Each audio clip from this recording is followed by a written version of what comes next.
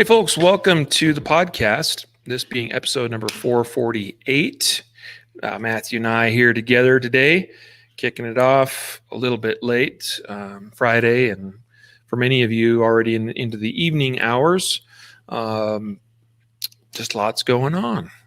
So, in fact, I was just showing Matthew how I've been installing carpet in the new office. Voila. So... All by your lonesome. We got lots going on. It is what it is. I can't wait to be done with this remodel, though. It's dragging on and interrupting things like the podcast. Well, it's hard to do all that stuff, man. So no one's holding it against you. We know you're working hard. Yeah, and teaching classes, and then I took classes right earlier this week. I took a class. That was a good one. Hey, we got a few people watching. That's great. Hello on this Friday, late afternoon, early evening. Yes, Dennis. Hello. Welcome, sir. Randy. Sorry. Thanks for checking in. Today is our industry news and gear reviews episode. So we'll cover the latest industry news. And Matthew and I each have a couple of products that we will share with you and do a little review on. Right on. And I learned of another product that is getting sent my way as of today, Matthew. So it'll probably be my feature next time on the gear reviews episode. Sweet. But today I'm doing the PHLster Floodlight holster. Nice. I'm excited to talk about. And you're doing is it Vara or Vara? I don't know. I've heard people say Vara. I said Vara, but could be either one. Call it the Vara Safety Reach 2, I guess it's Dose. Yeah. Hello, Diego, Corbin, Mark. Thanks for joining, guys. So I've got a bit of a hard stop in about 45 minutes, so we are going to rock and roll with this, get this rocking and rolling. And so guys, drop your comments, your questions, your concerns. We'll try to address those if you have any. And that's about all I got. Let's do it. All right. In 3, 2, 1. This is the Concealed Carry Podcast, episode number 448. And welcome to the Concealed Carry Podcast, part of the concealedcarry.com network. I am your host, Riley Bowman, and I'm joined this evening, actually, in the case of Matthew, in 15 minutes, I guess, technically, it becomes, when do we call evening? When does it switch from afternoon to evening, technically? I don't know. I don't know if there's a technical. Yeah, I don't know. 6 p.m.? Well, anyway, a little bit late on this Friday, late afternoon, early evening, as we are kicking off this episode. Today, doing the industry news and gear reviews episode we do once a month, covering the latest news from across the industry and sharing with you a couple of the latest products that we have been testing or trying out. So really excited to share some of those things with you today. Today's episode is brought to you by the new Ready Up Gear messenger bag, available on concealedcarry.com. This laptop bag in the messenger bag style is designed to carry and protect those things that are most important to you, your laptop, tablet, other electronic or other devices you might need to carry with you for work, school, or other things. But it also comes with your concealed carry considerations in mind as well. Now, while I am a big-time proponent of on-body carry as much as possible, sometimes in the case of a backup gun or in the case of certain situations where on-body just isn't as convenient or as possible as we would like it to be, well, the new Ready Up Gear messenger bag comes with a pocket, a double-sided zipper pocket. So no matter which shoulder or which side of your body you carry this messenger bag on, you can quickly grab one of the zippers on the back side of the bag and unzip and have instant access to a concealed handgun in that pocket. So naturally, this pairs very nicely together with the Ready Up Gear bag holster, which is a simple little holster device that it's customizable to any handgun that you might carry in this pocket on your messenger bag. So check out the new Ready Up Gear messenger bag and bag holster. For the messenger bag, go to concealedcarry.com/messenger bag. And for the bag holster, go to concealedcarry.com/bag holster. So seems to make sense. Yeah, well, there you go. Try to make it easy on you people. Yeah. We also have a special announcement a little bit later in the episode. We'll chat about here in a little bit. Actually, about a new podcast just launched, and we're excited to be, through a roundabout way, associated with that. And so we'll talk about that in a little bit. So, without further ado, let's do the thing and get into the latest industry news. Yep. Matthew, what do we got? First up, a story from the National Shooting Sports Foundation, the NSSF. Title of the article is First Time Gun Buyers Grows to Nearly 5 Million in 2020. Yeah, crazy. Wow. So this story came out actually August 24th. So we're just at a month. So basically, NICS checks and backgrounds checks, there's a record of how many are done each month, and you can compare it. This is obviously not an indication of every single gun that's purchased, but it's a good indicator of guns purchased and things like that.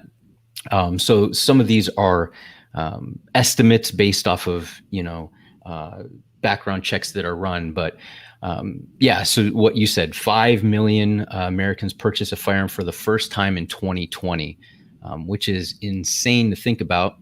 It said the NSSF surveyed firearm retailers, which reported that 40% of sales were conducted to purchasers who had never previously owned a firearm. So almost half of these purchases are brand new shooters.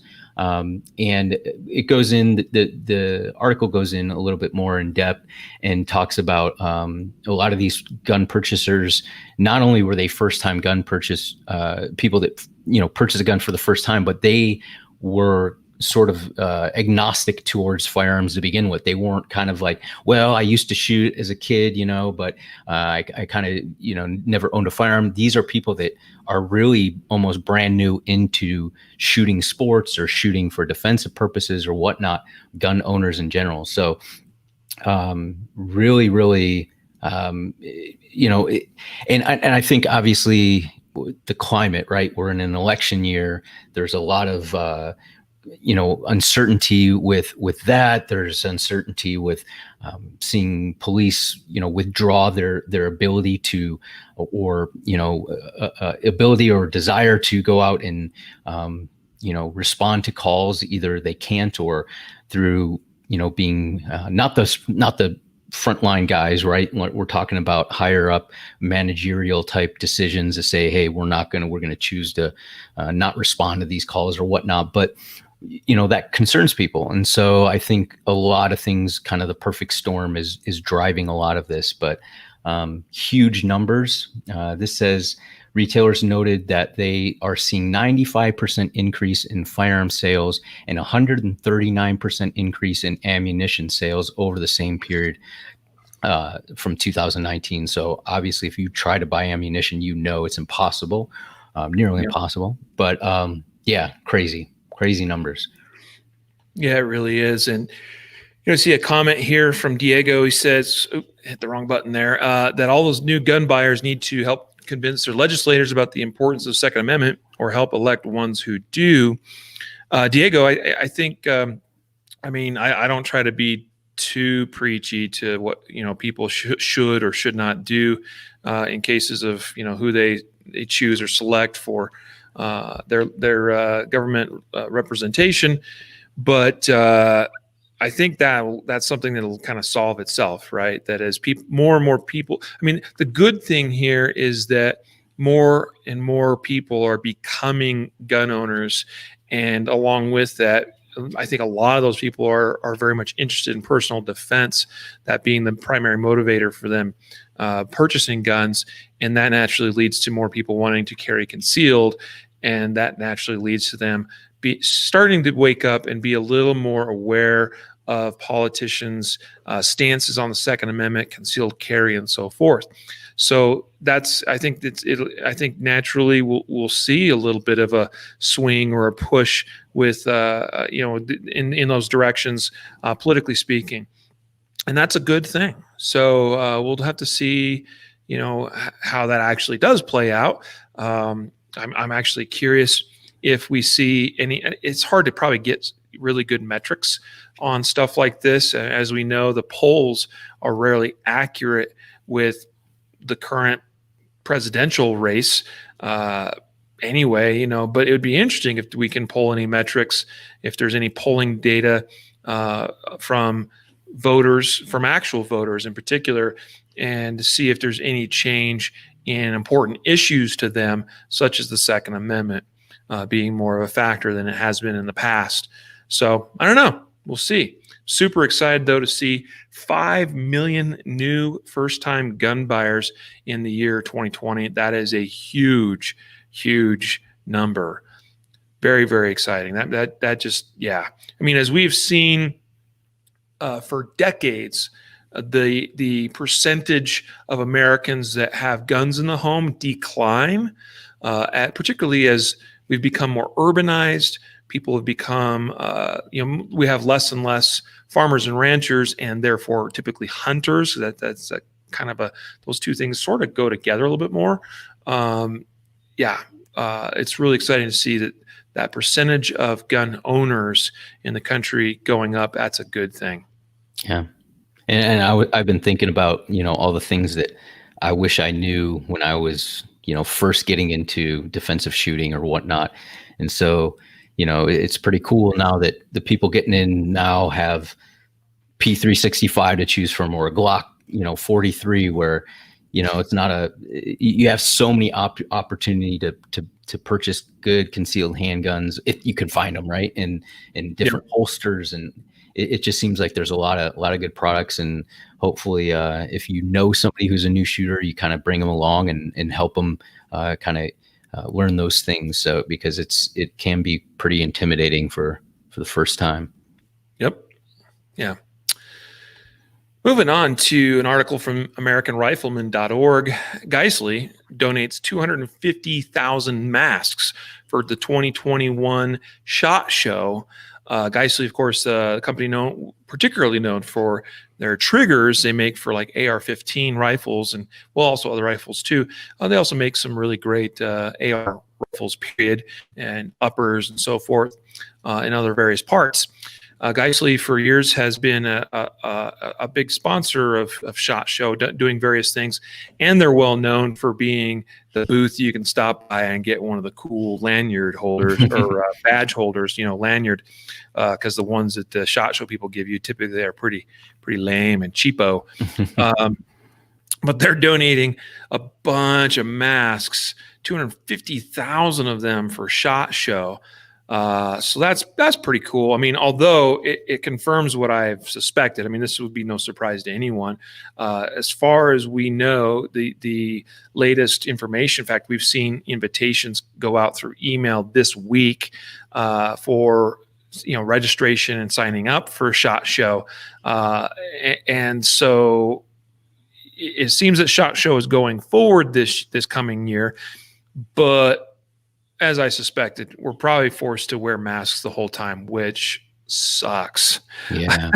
I don't use that word lightly in this case. It really, truly does. I mean, I'm not surprised. I get it, I guess, in that it's probably not even so much SHOT Show's choice that, if we want to have a show, whether it's Las Vegas or the state of Nevada or the casino / the Sands Convention Center requiring it is what it is.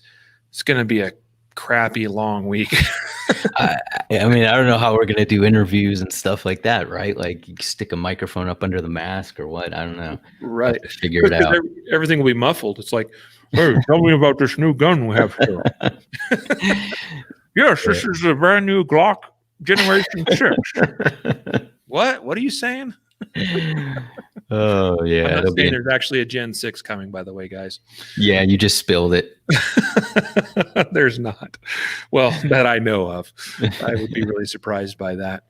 Mostly because I think that the Gen 5 is the best Glock yet that they've made. So perfection keeps getting more perfecter. Speaking of which, if you notice on that same page of this Geisley article, there's a related article. Matthew, it says Otis Technology sponsors hand sanitizer for SHOT Show. So Otis, that makes like the gun cleaning kits and other various products. Apparently, they're providing a bunch of little. It says 52,500 bottles of hand sanitizer will be distributed during the show. So apparently there's a big disconnect between the number of people who need masks and the number of people who need hand sanitizer. But that's okay. Yeah, the hand sanitizer will last longer. You'll find a bunch of masks on the ground and people, True. they'll have 4 in their pockets and still take another one. Yeah. Yep. Well, anyway, I'm still looking forward to SHOT Show regardless. I think there will be reduced attendance because of COVID and everything. And honestly, that means that our job will be easier, be less crowded. And hopefully that means we can put out some better quality content. I'm hopeful, slightly optimistic. I cross fingers hope. I mean, it might be one of those things where they say you got to have 6 foot, social distancing, but I'm hopeful that we can do on-camera interviews and things like that on new products and with various companies where we're allowed to, for the production of media, be able to remove that mask. We'll see. Yeah. Hopper, my just built an AR, but cannot find 5.56 anywhere. Where you been, bro? And we are all in the same boat on that one. Anyway. Moving on to Matthew, tell us about the virtual gun rights conference. So this is the gun rights policy conference. It's been done every year now for 35 years. Of course, for the first time ever, it was done virtually. But the cool thing with this is that this was the biggest one yet in terms of, I guess, in this case, viewers or participants. Right. And that makes sense since, you're going to naturally be able to get more people to participate when they don't have to travel to wherever these typically are held. Like I think last year's was in where was last year's? I was thinking it was like in Illinois or something. Chicago out in this area, but I can't remember. Anyway, maybe it was a couple years ago. That was Chicago. But anyway. Yeah, well, you hit everything. The highlights. Obviously, it was done online, virtually. Over 300 gun rights activists across the country on multiple platforms watched this event. There were 120 speakers covering topics from state legislative affairs to the growing interest in firearms ownership by women. I mean, I don't want to beat the same drum, but that's been going on for a while now, right? Gun ownership by women is a big thing, and it has been for several years, continuing to increase. So that's great. They talk. A couple of attorneys were talking about some Second Amendment cases, things like that. They had some journalists and talk show bloggers and all kinds of stuff there. So it was a good event. The couple of things they kind of in the article they touched on, and they said members of Congress and U.S. Senate made special appearances, and there were also presentations on the growth of gun ownership in the LGBTQ community. So, we're talking about new gun owners, we're talking about first-time gun owners, expanding the actual people that are gun owners, and it's not the typical. I mean, I think.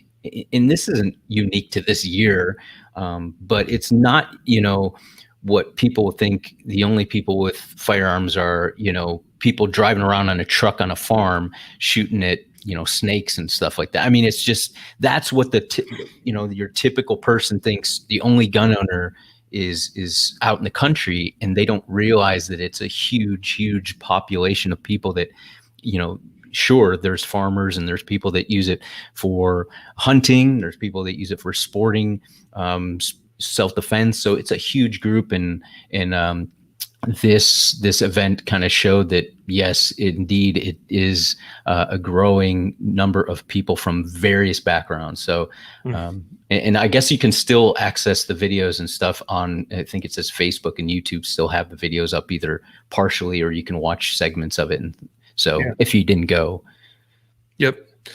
Yeah, well, this is this last weekend, which I was teaching classes all weekend. And then also come Monday, Tuesday, I was taking a class from Tim Herron. So I did not have the opportunity to participate, but I am going to go see or try and see if I can catch some of those speeches or whatever. It's pretty cool. You know, it makes me wonder. I mean, there is something about doing events like this in person, and some things like SHOT Show, particularly where you're there to check out products and people really want to put hands on products. It's pretty much impossible to completely replace some events with virtual only events. But you know, things like this, it makes me wonder with, you know, if the new norm for our society is that we'll see more and more of this kind of thing, that it's like, hey, you know what? We can reach far more people, and we can be more efficient with accomplishing our mission or whatever it is as an organization. And I'm saying this generically about many kinds of organizations and various events, that maybe we see more of this kind of stuff where it is just done virtually, or we make a much bigger, you know, we make more effort to make things available more virtually. Maybe you still have the in-person thing going on, but you're able, again, to have more participation and more viewership or whatever by making a bigger priority the virtual production of things. Yeah. I mean, I think companies across the board, whether not just in, you know, gun industry, but across the board, I think are realizing that these seminars and things that they put on, you know, they're extremely expensive. Traveling and putting people up in hotels and just all the logistics involved. And, you know, it's important. I think a lot of them, like you mentioned, networking is huge, right? So there are certain things that you can't get around if for networking purposes. But I think in general, you're exactly right. These ones that can be virtualized or whatever you want to call it, it's just going to go to that. You know, even without COVID, they're just going to say, hey, it's so much more cost effective. We can get more, you know, more speakers lined up and do it more. I just think it's, but to your point, you know, there are going to be those things that you can't duplicate, like networking, talking to people and introducing yourself and setting things up. Those types of things are so, you know, you never know what kind of relationship's going to develop from just some dude that you bump into at XY, you know, seminar. And then years later, like, man, I can't believe what luck, you know? So. Yep. John here commenting that USCCA just put out the early bird registration for 2021. I haven't actually seen that, but it doesn't surprise me. We will be in attendance as vendors and as their official media partner for the event. At least I assume that's the case. I don't think anything's changed, meaning the last 2 years, let's see. Yeah, we did Louisville and we did Pittsburgh. Of course, we were supposed to do Kansas City in 2020, but that was canceled. But you know, we've already been doing the virtual thing, Matthew, for quite some time, and I'd love to see an increase in viewership and participation from folks at home watching those videos that we've been doing for a couple of years now from the Concealed Carry Expo, where we do live interviews and broadcasting from the floor of the Concealed Carry Expo for all 3 days of the show. Yep. I'd like to get more word out on that and get, you know, those numbers up for sure. So, all right, moving on to really quite a sad news story here from GunsAmerica.com. Jake Gardner, says here, committed suicide after being accused of manslaughter in a self-defense case. Jake Gardner is kind of came to, you know, he hit the news. People became aware of him. He's actually a veteran. military veteran. I don't remember which branch he was in. In fact, it doesn't even say in the article. It just says that he served 2 tours in Iraq. It says that he suffered from traumatic brain injuries. And what happened was, I think it was last year, actually, or maybe it was earlier this year. This man, James Gardner, was involved in a self-defense shooting. It happened in Omaha, Nebraska. It was earlier this year. In fact, it was tied to a Black Lives Matter riot. And what happened was that he was confronted by a couple of men. He was being attacked. And in fact, it says that one of them jumped on his back and put him in a chokehold. This is according to a statement from his attorney. And so that was his case, but he was charged with manslaughter from this case for shooting these men. And so, unfortunately, he was charged with manslaughter, as I said. I personally believe, based on at least the limited facts that I've seen on this case, I believe this is a case that I think he was going to win. I think he was going to be acquitted of, or charges of ultimately would have been dropped, because it seems that this was likely a self-defense situation. Unfortunately, being charged with manslaughter and being told to turn himself in by September 20th, his attorney said he was in fact going to turn himself in, but on either the day before or the day of him being supposed to turning himself into the police, unfortunately, they found his body outside a medical clinic in Oregon where he had committed suicide. Yeah. So, that's makes me really sad. I mean, number one, that he felt that was the only thing that I guess for whatever reason he felt like that was a solution to things, and the only way he could go, because I know that's not the case. And Matthew, as I'm sure you know, and many other veterans that are followers and listeners and viewers of this podcast that are veterans that have been there, have done that, maybe have struggled with similar things, or certainly have known fellow soldiers, airmen, sailors, and so forth that have struggled with various injuries, with PTSD, with depression, anxiety, and so forth. This is a big time issue, right? Yeah, I mean, this is one of now. You got in a little bit about the his self-defense case, right? The videos are out there, and initially the case, they came out and said it is unanimously decided on the investigators and the prosecutors that it was a self-defense case. Right. Months later, new evidence came out, and during that time, they had a grand jury and presented the new evidence, and the new special prosecutor came out and said basically that the evidence that they have, that the grand jury had, made it a slam dunk case for manslaughter. And there was some speculation that that Jake had racist intentions or tweets or something that was never corroborated. I don't know, and I don't know the guy. I don't know. We know what's in his heart, anyways. Understanding that, it looked on face value, right, as a self-defense case. If you watch the video, if you watch the statements made in the interviews that they release, the information they release, it looks like a self-defense case. Unfortunately, because they were still in a criminal investigation now with charges, they didn't release what the extra evidence, the new evidence that came out. Yeah. And so it had the appearance of, hey, we were pressured to charge this guy because of the political climate. And so then, it fed into that narrative, right? And so, Jake Gardner, like you mentioned, he was in combat twice over there. Nobody comes back from being in combat once, twice, 3 times, whatever, without some sort of, some issues, right?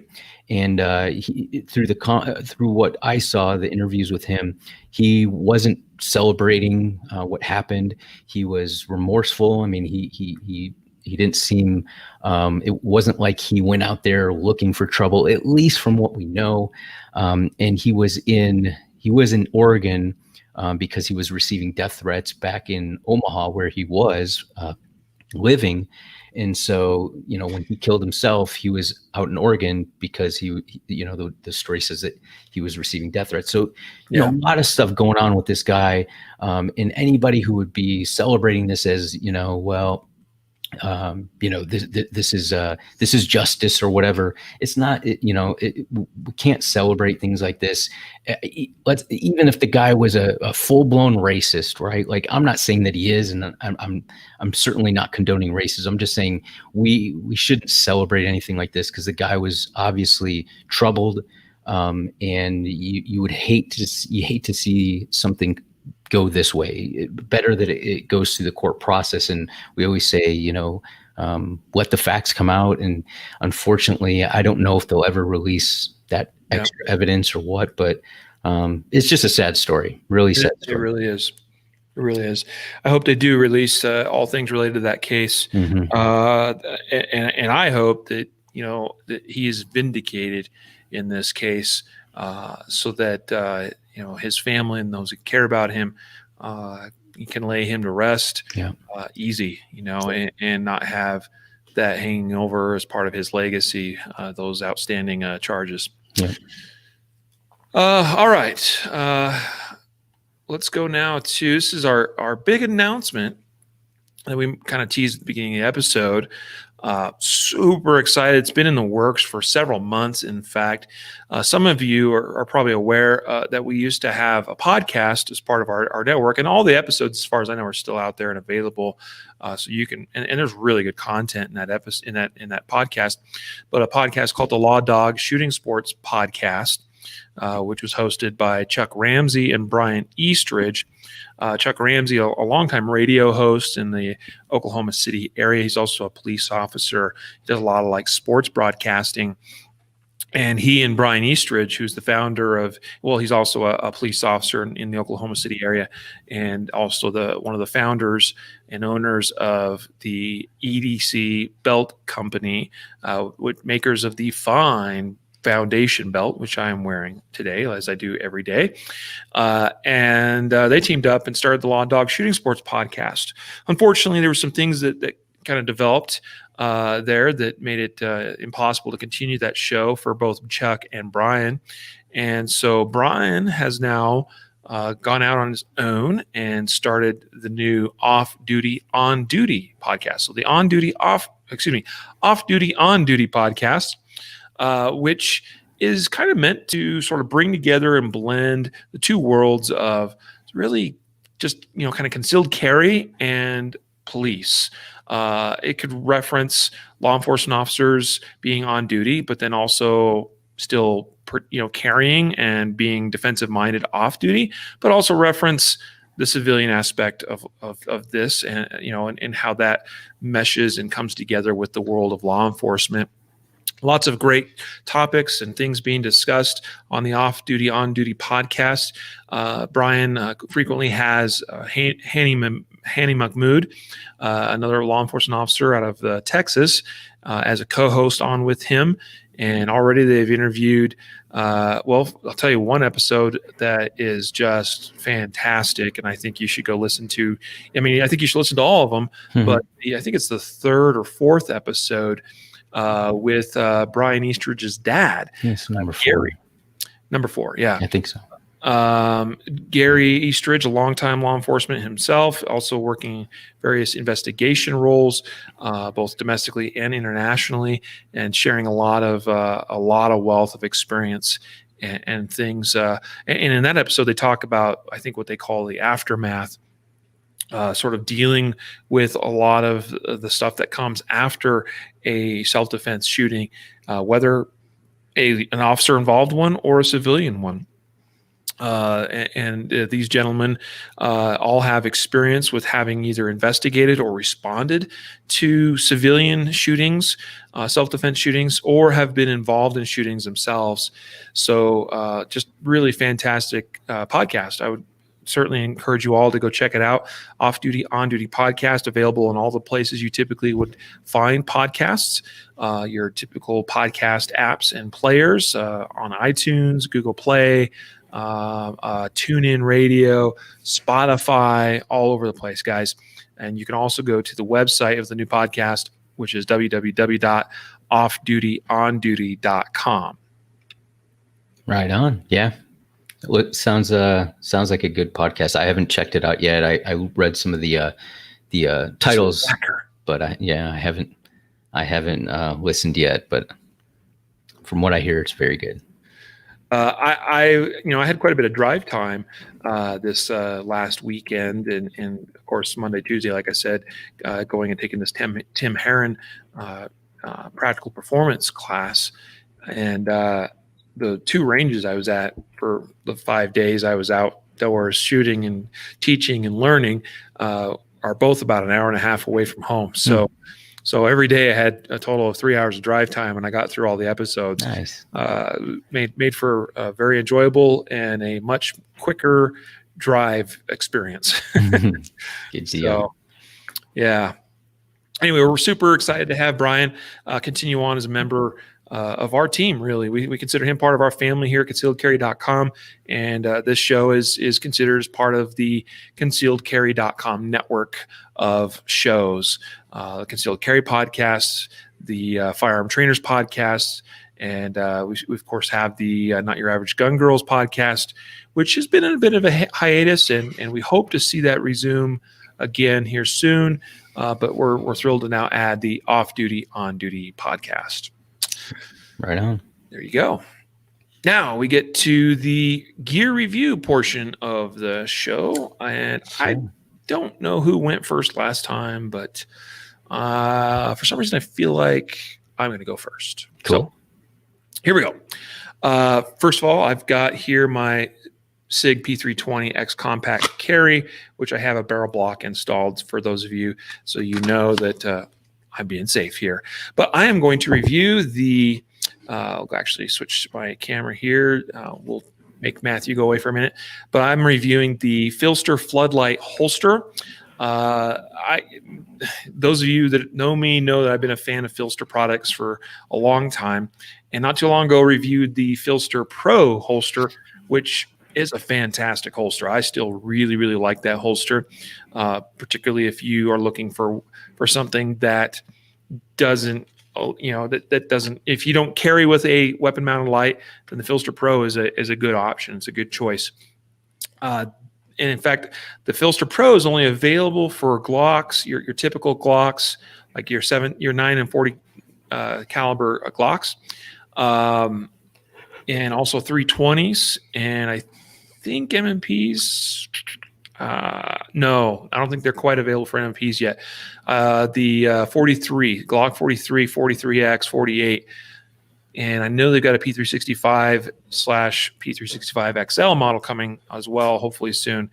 But anyway, that's the one downside with some of those types of holsters, is that they're very model specific, and that's a good thing in that a holster that's designed specifically for a particular gun typically means it fits the gun very well and has good retention and all that kind of stuff. Enter the PHLster Floodlight, which it's been around for a little while, probably 2 years, I think. And I've been familiar with it. I already knew it was a great holster based on recommendations of close friends that I trust, that I know wouldn't feed me a bunch of baloney on something like this. But I finally said, I've got to stop dragging my feet on this one. I got to pick up a PHLster Floodlight. PHLster Floodlight's available for TLR1 weapon mounted lights and X300U, or really we could just think of it as the TLR1 series and the X300 series, because whether you've got the older models, the U models in the case X300, or the newer HL models in the case TLR1, they're all basically the same body, size, shape, all that. Here's the cool thing about the PHLster Floodlight. It doesn't matter what gun you use. If you can put one of these lights on it, okay, so I'm using the TLR1 HL, okay, then the holster will accept virtually any semi-automatic firearm, with a few limited exceptions. So whether it's, in fact, it would be really cool if it was more practical for me to do so on the podcast. I could take this out, take the light off, stick it on a Glock. You'd see it would go right into the holster. I could stick it on a different type of SIG with a different shape. It would go right in the holster. I could put it on an M&P. I could put it on a FN. I could put it on all kinds of stuff. Again, if I can mount the TLR1 to the gun, then chances are it will fit this holster, because the holster is designed to bear off of the light. So the light is what provides the actual retention and the fitment. And then through the use of a clever elastic band design. I mean, this is I say band, it's really like paracord, elastic paracord, if you will. It allows the upper part of the holster where the slide goes to kind of either expand or contract, so that you get a little bit better fit around the gun, depending on the specific width or height of the slide of the gun. But the retention, again, and you have some retention adjustment screws, so you can adjust the retention as necessary based, again, around the light that you have mounted to the gun. I've been wearing this for about the last month now. So I really, really, really like it. So I am basically all on board with carrying a weapon mounted light every day now, because why not? Super comfortable, guys. I've been very impressed with the holster. I mean, it is pretty big, okay, but it is well designed, and that's the thing. John Hauptman over there at PHLster really is a genius where it comes to holster design. He knows how to cut things, shape things, form things in a manner that maximizes comfort, makes concealment excellent, and all for a very high quality, reasonably priced product. I'm really a big fan of the PHLster Floodlight. All right.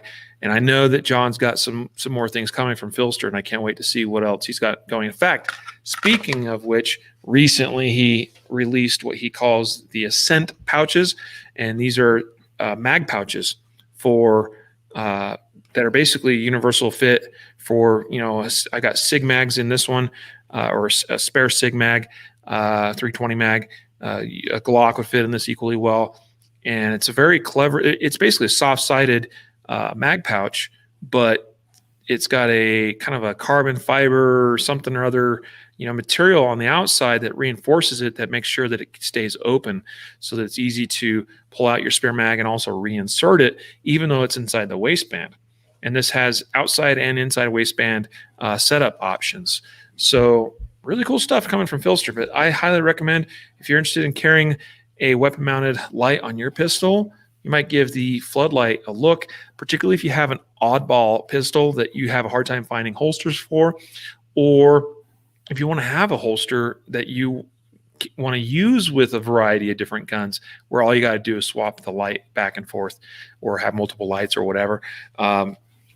Really cool way of going. So, and that's kind of what I intend on doing. I'm waiting on a upgraded gun to come back from Gray Guns, a SIG Pro 2022, that doesn't have a lot of holster options for, but I might carry it every once in a while on this one. So really excited for that. I am carrying appendix, John asking here about appendix. It is more optimized for appendix carry. So let's be clear on that.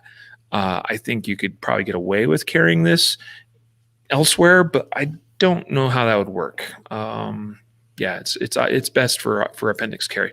One final note too, you guys, many of you probably know that I typically would add like a wedge or something to an appendix holster.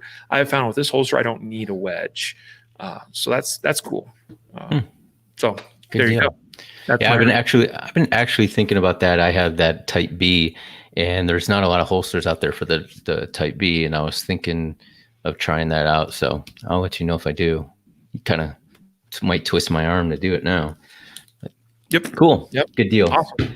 What you got for us? And so I just did a review on this. I think it published a couple days ago, but about a year ago, I did a review from Vara Safety on their Reach. It's kind of a holster and safe combination, half holster, half safe. So it's a gun specific holster shell, and it locks into this device.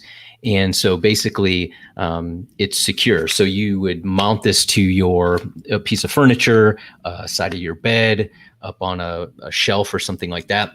and your gun is accessible. Well, the original Reach device, some people said, well, I'm not a fan of RFID or of biometric fingerprint scanners for my safes, and the battery backup it's designed to be plugged in, but there was a 4-hour battery backup, and they were like, I'm not a big fan. Well, Vara Safety came out with the Reach 2, and this is what I have here.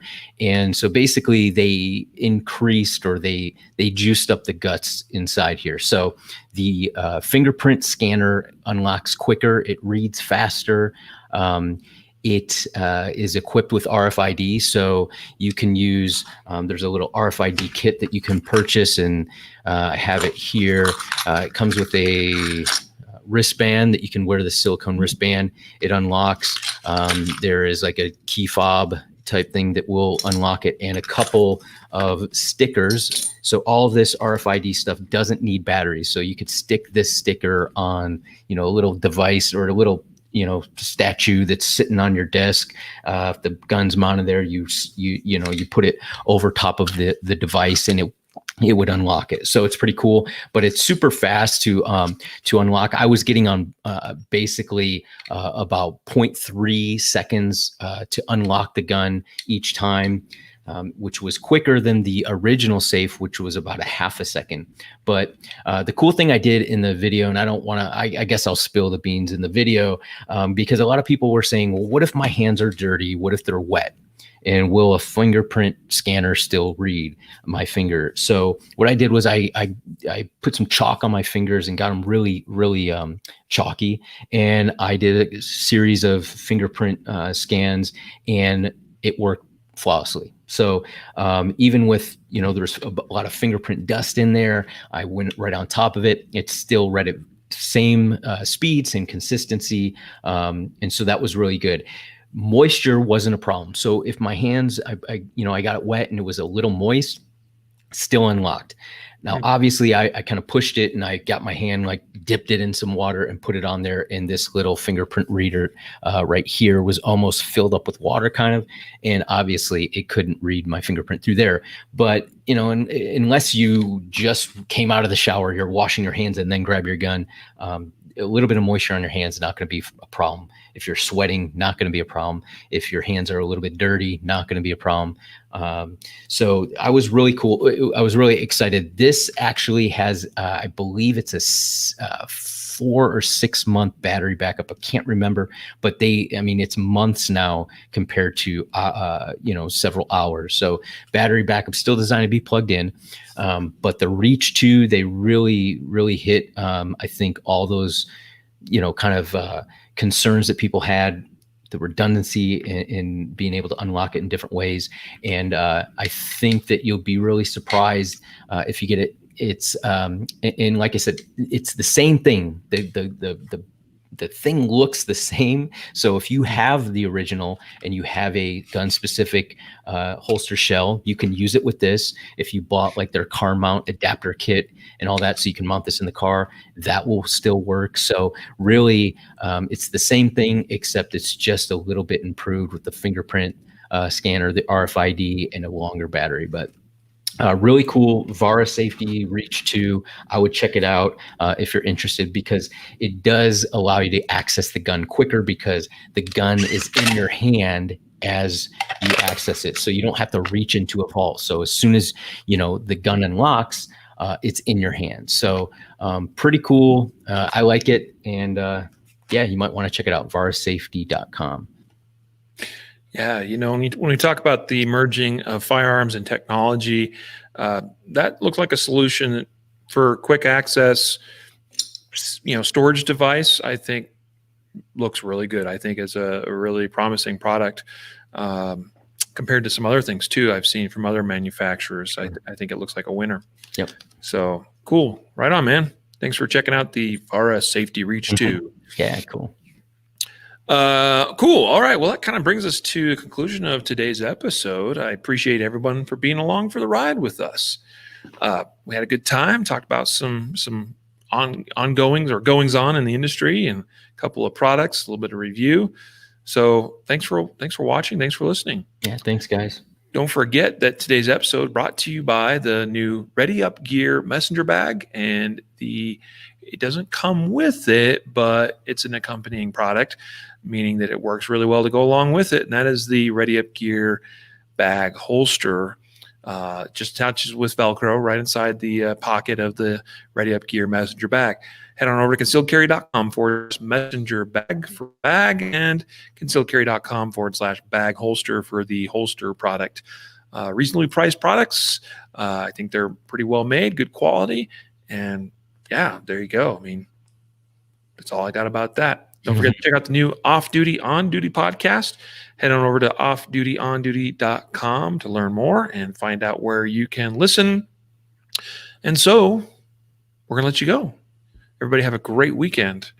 Take care. Be safe out there. Matthew, last words? Stay safe, guys and gals. So with that, a reminder to train right, train often, and train safe so you can fight hard, fight fast, and fight true. Take care, y'all. We'll see you.